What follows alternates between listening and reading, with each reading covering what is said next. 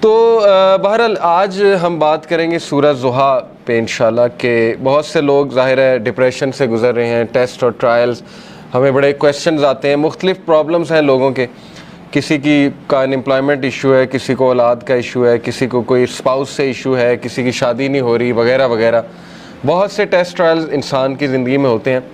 تو سورہ ضحیٰ میں سمجھتا ہوں کہ ڈپریشن کا علاج ہے۔ اس طرح کی ڈپریشن جو وقتی طور پہ آ جائے، شیطان کی طرف سے آ جائے، تو میں سمجھتا ہوں کہ ان لوگوں کو جو بہت مشکل وقت سے گزرے سورہ ضحیٰ پہ بہت زیادہ غور و فکر کرنا چاہیے۔ تو سورہ ضحیٰ سب سے پہلی بات مکہ میں ریویل ہوئی، اس کا تھوڑا سا بیک گراؤنڈ بتا دیتا ہوں، میں چاہوں گا آپ لوگ اس کو پڑھیں بھی تفسیر کے ساتھ۔ بیک گراؤنڈ اس کا یہ ہے کہ صحابی بلکہ امام احمد بن حنبل جو ہیں وہ روایت کرتے ہیں کہ اس کا بیک گراؤنڈ یہ ہے کہ رسول اللہ صلی اللہ علیہ وسلم he became ill so he did not stand for prayer for a night or two. Then a woman came and said, "Oh Muhammad, I think that your devil has finally left you." اللہ معاف کرے، یعنی اس طرح کے تلخ الفاظ رسول اللہ صلی اللہ علیہ وسلم کو سننے پڑتے تھے کہ رسول اللہ صلی اللہ علیہ وسلم ایک دن بیمار تھے رات کے لیے۔ یہ اب امام احمد بن حنبل نے ریکارڈ کیا ہے، تفسیر ابن کثیر سے میں کوٹ کر رہا ہوں۔ تو لیکن یہ کہ ایک خاتون آئی، اس نے کہا جی کہ لگتا ہے تمہارے شیطان نے تمہیں فورسیک کر دیا، نعوذ باللہ، یعنی اس کا ماننا یہ تھا نا کہ قرآن شیطان کی طرف سے شاید اور اسی نے فورسیک کر دیا۔ تو پھر اللہ نے یہ صورت ریویل کی۔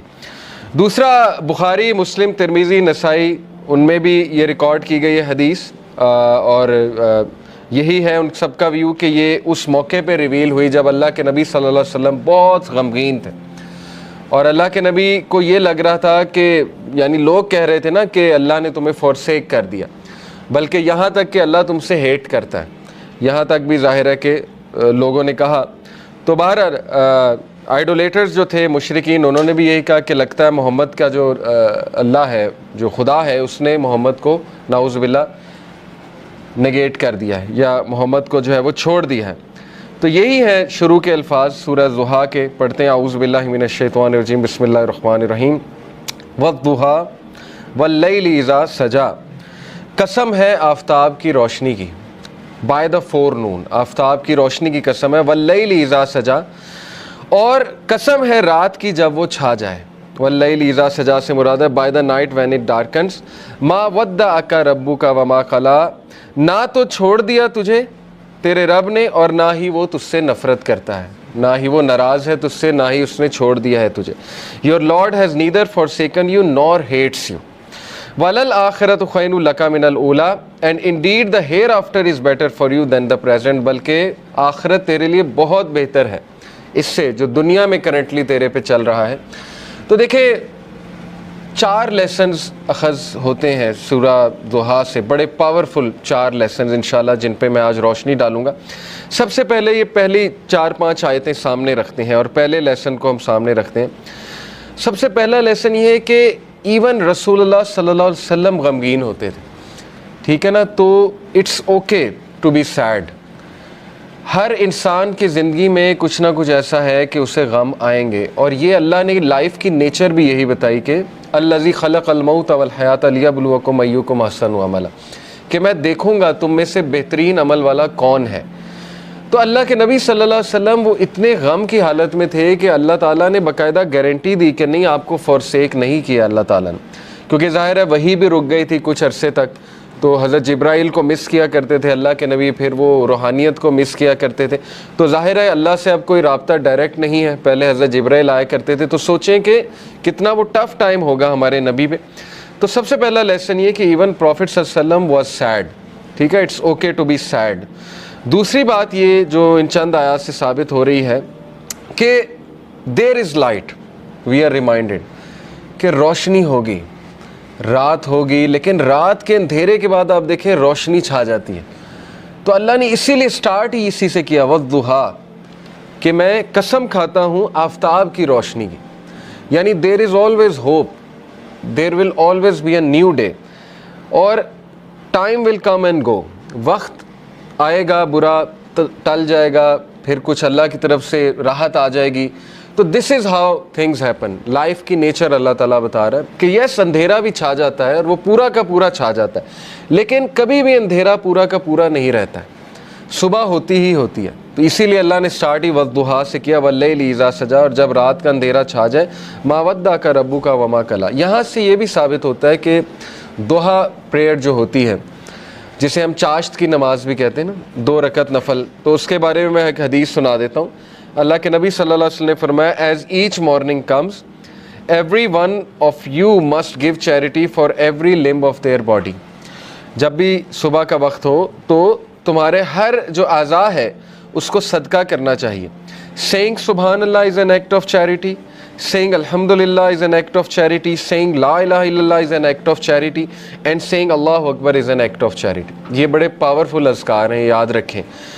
سبحان اللہ، الحمدللہ، لا الہ الا اللہ، اللہ اکبر. اس کو ہمارے معاشرے میں ظاہر ہے چوتھا کلمہ بھی کہتے ہیں. بہرحال تو یہ ایک حدیث میں بھی آتا ہے کہ یہ جو اذکار ہے نا، یہ دجال جب آئے گا تو اس کے دور میں مومن کی خوراک ہوگی. جب فیمن کا دور ہوگا تو یہ مومن کی خوراک ہے یہ ذکر. تو بہرحال یہ اللہ کے نبی نے کہا یہ سارے الفاظ چیریٹی ہیں. commanding people to do good is an act of charity and forbidding evil is an act of charity. To pray 2 units at the time of duha suffices all of this charity. اللہ کے نبی نے کہا جو بھی 2 رکعت چاش کی نماز پڑھ لیتا ہے وہ ان ساری چیریٹیز کو اوور کم کر لیتے، یعنی اس کی وہ اس دن کی چیریٹی ہو جاتی ہے. یہ جتنی بھی چیریٹیز اللہ کے نبی نے بتائیں. تو یہ ہے چاش کی نماز کا جو ریوارڈ. چاش کی نماز جو ہے وہ سورج جب رائز ہو جاتا ہے تو اس سے لے کر ظہر کی نماز سے تھوڑا سا پہلے تک، آپ کہہ لیں آج کل 11 بجے تک پڑھ سکتے ہیں، 11 سوا 11 تک غالباً، یا اس سے تھوڑا سا پہلے. آپ نے دیکھا ہوگا تبلیغی جماعت لے جاتی تو وہ یہ عادت ڈالتی. ابابیل کی نماز بھی آپ نے سنا ہوگا، چاش کی نماز، دوحہ کی نماز، یہ ساری. ہم بات کر رہے تھے لیسنز کی. تو لیسن یہ چند آیات سے یہ نکلا کہ ہر اندھیری رات کے بعد روشنی آنی ہے. کبھی بھی سچویشن سیم نہیں رہتی. تو مومن کو کبھی بھی ہوپ لیس نہیں ہونا چاہیے کسی بھی سچویشن کے بارے میں. ہوپ ہی ایک ایسی چیز ہے نا جو انسان کو زندہ رکھتی ہے. ہوپ ہی ایک ایسی چیز ہے جو انسان کو ہیلدی رکھتی ہے. تو اللہ تعالیٰ ہوپ دلا رہا ہے. یہ اللہ کے الفاظ ہیں، یہ کسی انسان کے الفاظ نہیں ہیں کہ اللہ تجھے نہیں چھوڑ سکتا، نہ اللہ تجھ سے ہیٹڈ کرتا ہے. بس یہ اللہ کے کچھ طریقے ہوتے ہیں انسان کو ٹیسٹ کرنے کے لیے، انسان کو کچھ سکھانے کے لیے. اور پھر اللہ نے وعدہ کیا وَلَلْآخِرَةُ خَيْرٌ لَكَ مِنَ الْأُولَىٰ، کہ اے نبی یہ دنیا تو ہے ہی آپ کے لیے بہت بہتر، لیکن یہ کہ آخرت اس سے بھی بہتر ہوگی آپ کے لیے. تو اس دنیا کے جو غم ہیں، اس دنیا میں جو ٹیسٹ اینڈ ٹرائلز ہیں، وہ کہیں آپ لوگوں کو اس غم میں نہ ڈال دیں کہ میری زندگی میں اتنے پرابلمس کیوں ہیں، کیونکہ یہ دنیا کی زندگی تو ہے ہی بہت ٹیمپرری. اصل میں آخرت کی زندگی ہے، وہاں پہ آپ کا ریوارڈ جمع ہو رہا ہے. اور پتہ نہیں اللہ کے نبی کو تو اللہ نے کتنا دینا ہے. دیکھیں انا اعطیناک کل کوثر، جب یہ صورت نازل ہوئی تھی تو اللہ کے نبی بہت خوش تھے، اور صحابہ نے خوشی کی وجہ پوچھی تو اللہ کے نبی صلی اللہ علیہ وسلم نے کہا کہ اللہ تعالیٰ نے مجھے آج بہت بڑی خوشخبری سنائی کہ اللہ نے مجھے الکوثر دینا اور اس سے میں اپنے امتیوں کو پانی بھی پلاؤں گا. تو یہ بہت بڑا سٹیٹس ہے. اور مقام محمود آپ کی سوچ ہے وہ کتنا بڑا سٹیٹس ہے اللہ کے ہاں، کہ نبی صلی اللہ علیہ وسلم جو ہے وہ کتنا قریب ہوں گے اللہ تعالیٰ کے جنت الفردوس میں. تو اس لیے مومن کے لیے دیر از آلویز ہوپ. اگر زندگی میں کوئی کمی رہ جاتی ہے، کچھ مل جاتا ہے، کچھ نہیں مل جاتا ہے، تو مومن کبھی بھی ہوپ لیس نہ ہو.